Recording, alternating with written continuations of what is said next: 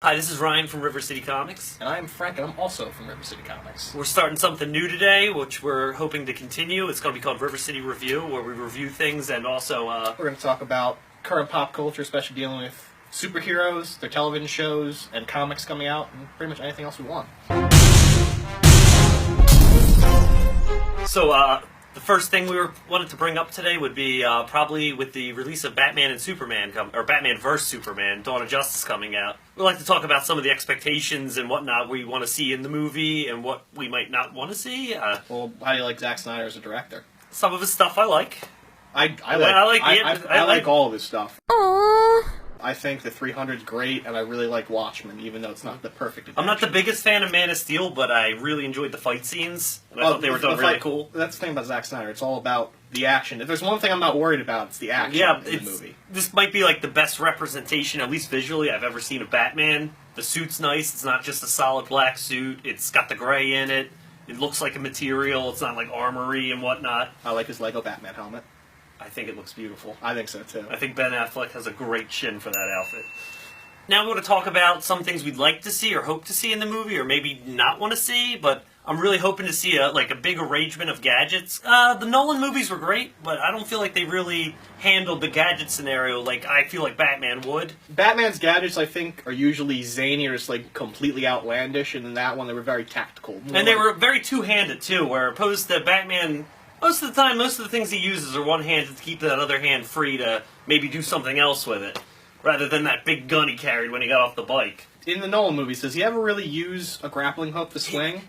I don't know if this... I think he shoots it up at one point and then uses it to, climb or not, but I know in the new preview for the Snyder movie, you actually see him swing off with a one-handed one. Because then they have it like the Dark Knight Returns review. Dark Knight Returns. Yeah. I'm excited for some of the characters in the movie, like Aquaman, totally down. Wonder Woman. Wonder Woman seems very fitting for the movie. Super excited. I want somebody who looked more like Arthur Curry, but I can totally deal with. I think Momoa looks great, though, for the role. I mean, it's not what I expected Aquaman to look like, but he's pulling it off. I'm not pumped for Flash being put in. I don't even like the actor for Flash. I reserve my arguments until I see the movie. I reserve everything until I see the movie. I'm just not thrilled. So, I mean, I'm excited for it. And, I mean, we don't even know, the extent of the roles of the, I can understand Wonder Woman's probably going to be pretty big in the movie, but Aquaman, we haven't even seen anything on him yet. It could be a small cameo, or it could be a large scene. I'm hit or miss with Doomsday. I think this is way too soon to be putting Doomsday in a movie. Yeah, that's... Unless they're going to say it's not Doomsday, it's just a beefed up Zod or a Bizarre or something. Well, when you put the DC trinity of characters, you need a pretty extreme villain for them to handle. Yeah, but the guy who kills Superman right out the gate? Yeah, I mean, well, how many people can compare with the three of them, besides, Darkseid? Fair enough. Yeah, it's the tough...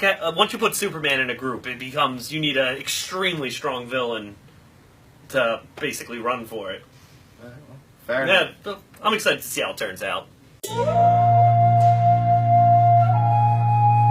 Alright, as for Batman beating Superman, I'd clearly go with Batman. Some of the reasons, the man always has a plan.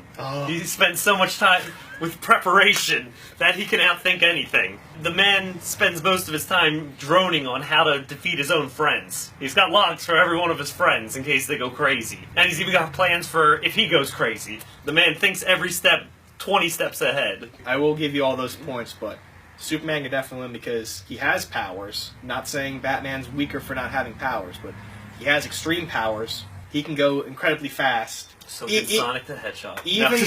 Even if it was in Superman's code to do it, he could easily just run up to the Batman, snap his neck, and run. But he doesn't kill. That's the thing. Man of Steel, he did kill, but he had to. That's the reason why. I'm not going to go into the had to kill. Superman has powers. He can kill, but he chooses not to. And I think most of the time he just toys with his opponents because he knows he's already got the man that has everything is weak to a glowing rock. And Batman is mortal. I wouldn't call that a weakness. If anything, it is a weakness. If anything, that's what drove him to be able to beat Superman. Batman is not bulletproof when he's not wearing Kevlar. And Superman isn't either when he's around Kryptonite. This isn't about degrading Batman anyway, because I definitely think this is about degrading Superman. Oh, it's not about degrading Superman either. But yeah, I think that's where we both stand on the characters. They're both great characters. It's just, it's clearly Batman would win this. And you're wrong. You're just wrong.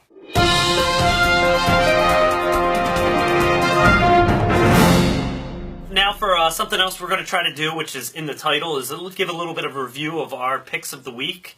We're not going to try to give any spoilers, hopefully, but my pick of this week would be Invincible Iron Man #7, which is written by Bendis, and I think it's fantastic. You're really getting to see the human side of Tony. It's apparently a road to Civil War II.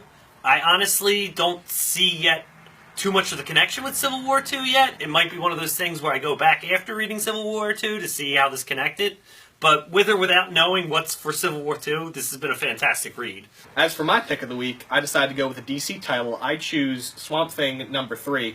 I miss New 52 Swamp Thing, but this is a nice little treat before anything else happens with him. In this comic, Swamp Thing meets up with his old friend Matt Cable, and Cable says that he may have a way of turning Alec Holland back into a human.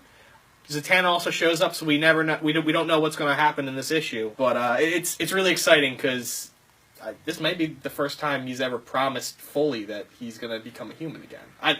I haven't read. I've read a lot of the Alan Moore and some of the New 52, but I don't recall that happening. The fact is, this is big. This is like when people say, "Oh, Thing, we're going to turn you back into a human." He gets all excited. So I'm excited. I want to see what happens next. Thanks everyone for watching our first episode of River City Review. We'll be putting these up probably sporadically through the months and whatnot, and hope you guys enjoyed it. Let us know what you think. Who would win in a fight between Batman versus Superman? And also, what was your favorite comic that came out this week? Until next time. Yeah!